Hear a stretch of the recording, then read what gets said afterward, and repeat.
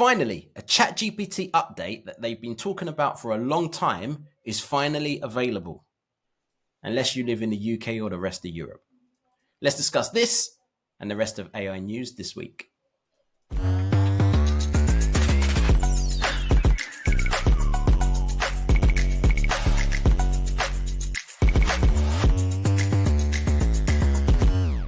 Welcome to the In a Nutshell podcast with myself, Andrew Miles Davis, and my co-host, Chris Branch. This is the daily 10-minute podcast where we take out all of the techie talk around generative AI and focus on what the everyday person, content creator, and marketer wants to hear. Now, I've only got 10 minutes, so we can only focus on one subject. And today is Friday, so we're going to talk about the news. We're going to summarize what's been going on in the world of generative AI for marketers, content creators, and also the everyday person this week. So, Chris, what's been happening? What have you been seeing this week? It was a weird week because actually a lot more news than it seems like, and they're affecting all sorts of different sectors. So, first news story that I had up for myself today is essentially that OpenAI has announced a partnership with the Financial Times, and this isn't the first partnership they've had in this regard. Actually, most major publications have been approached by now. Either they're in two camps. We're suing them, we're partnering with them. It's going one of two ways. So interesting. And apparently this means that a lot more information will be cited, a direct link inside ChatGPT to this was from the Financial Times. Also, I read that they're going to allow the summaries. And that's a big thing for Financial Times because it's very heavy reading. As if you can get a paragraph summary, that will enable a lot more people to read it. So that was good news for them. Yeah, it sounds like very good news for Financial Times and obviously OpenAI. I wonder if they're going to do it with other like publications. I know that they've been speaking to many, but yeah. So four big major publications are signed on now. The Financial Times is the most recent, but I forget their names. But they're the media conglomerates that own many, many papers internationally. Some are based in Europe, some are based in the USA, but they are giant, great media companies signing on. Yeah, I wonder if it will be just a matter of time before they all sign on, rather than just be kind of pushed out, especially when you look at, let's say, for example, a lot of newspaper articles, their traffic is via search. And if search is going to change without getting too technical into search generative experience, so prompts is going to play a big part of people's search moving forward, they don't want to be out of that. So I think it's just a matter of time before other people kind of get in. They just need to work out how they can monetize it. But ChatGPT, they've been busy this week, as pretty much every week. And one of the things that they finally announced is memory. Now, many months ago, they announced that you will be able to essentially make your version of ChatGPT memorize certain things that you're after. So, for example, they'll say, okay, I know that this is Andrew. I know that Andrew has a son. I know that Andrew supports this football club. So I will get it to memorize it and save the memory. So when I go back in, say, 2 months' time and I'm asking information about a particular subject, it will be able to bring it up. So it won't forget. So that's essentially what they've been talking about for a while, but it's taken ages to kind of implement, which is one of our pet peeves. You mention it and then you don't do anything about it for God knows how long. Now, here's the problem. Sounds great unless you live in the UK, Korea, or Europe, because it's not available and they don't know when it's going to be available for people living in the UK or Europe and Korea. And unfortunately, that includes me, that includes Chris, and that probably includes a lot of the people listening to this at the moment. So fingers crossed, this will be available to us soon. Yeah, it's a shame, isn't it? Because it's the most exciting thing, and yet we're just not able to get it. And I think it's because of GDPR blocking it, honestly. But, obviously there is a reason, because it's very specific who hasn't got it and who has got it. In other big news, because we've got to rattle through these, we've got quite a few this week. Like I said, it's a busy week. Amazon has announced Amazon Q. Now, we talk about for the everyday person, this isn't specifically a marketing thing. It might be an e-commerce thing. If you sell anything online, this might be very useful. Essentially, it's a generative AI tool that will be able to help, in your Amazon experience. I think it will help listings. It will help product descriptions. It will help all sorts of things and be your sort of AI assistant.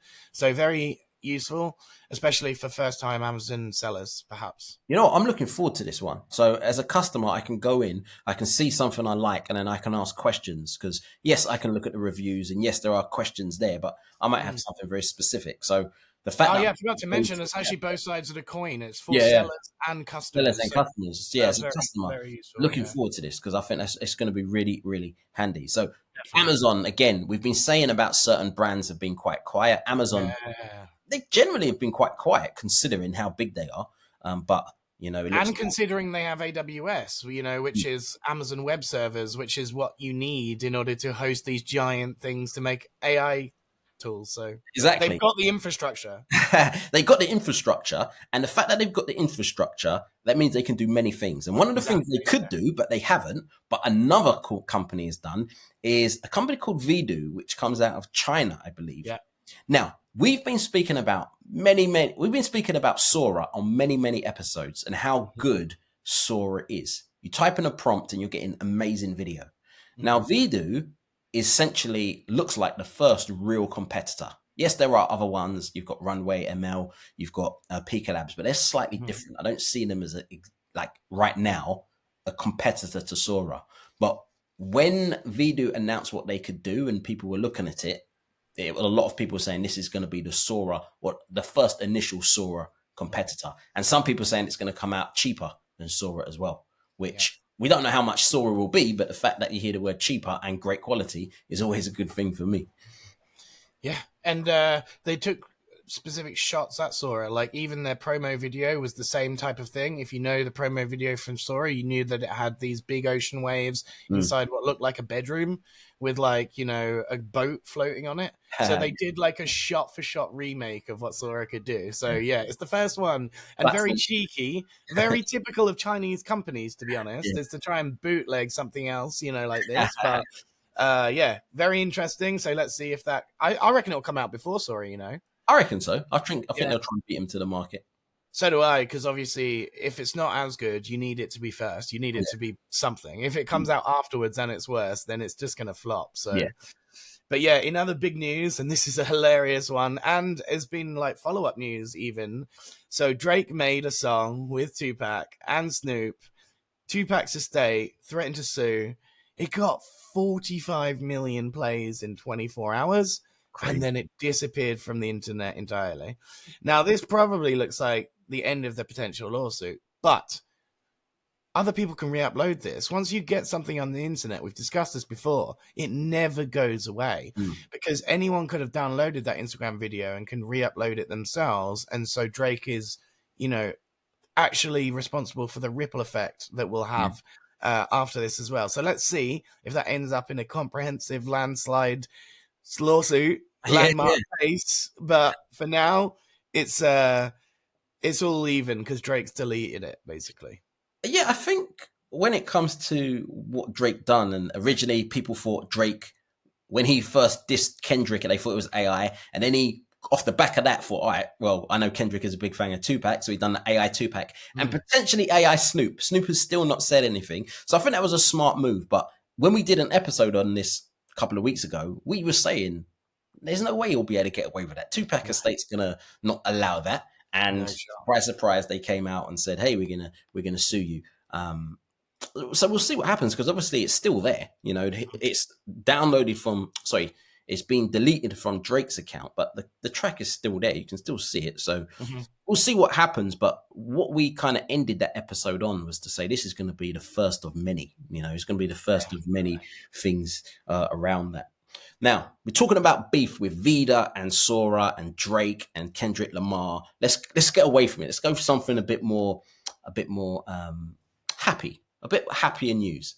And one of the things that we've always been talking about, because we just think it's really, really good, is AI in the world of healthcare. Some of the things that we've seen, how it detects diabetes, how it detects certain cancers. And one of the things that came out this week was a hospital, one of the NHS trusts, so it's Worcestershire Acute Hospital, NHS Trust. They've created something called the Rapid AI software, which analyzes brain images to help decide whether a patient needs an operation or a medication to remove blood clots. Wow. And it's really going to help with strokes as well to help treat Mm, strokes, which is obviously what that's connected to. So they're using this software. It started beginning of March, and they've tried it on. They've already said it's helped more than 30 patients, and that was in March. So I don't know how many it's done now that we're in May. But one of the things that we always like to do, again, anything in the world of healthcare that that's been happening with AI, we want to kind of report it because it's not just definitely. doom and gloom with deep fakes. It's just not Yeah. just exciting news with some of the platforms. There's some really, really powerful things that's going on as well. Yeah, big time. That's a really good one. And I'm so Mm. glad that UK is, spearheading a lot of these stories that we're seeing. And these are UK hospitals. And yes, it may not be mass producible yet, but can you remember when we first started all of this stuff? I actually said X-rays are probably one of the best places for AI to be used because they're so detailed and you can spot tiny data patterns, Yeah, like a cancer lump starts out as like the size of an atom, tiny. Yeah, and yeah, it will just grow and grow, and well, a cell actually, mm, like it is just a cell that's dividing and dividing and dividing, and that's fascinating that AI could spot that ahead of time. So yeah, yeah, great to hear the medical stories, and that's about it for the news. yeah. In a nutshell, that's the news this week.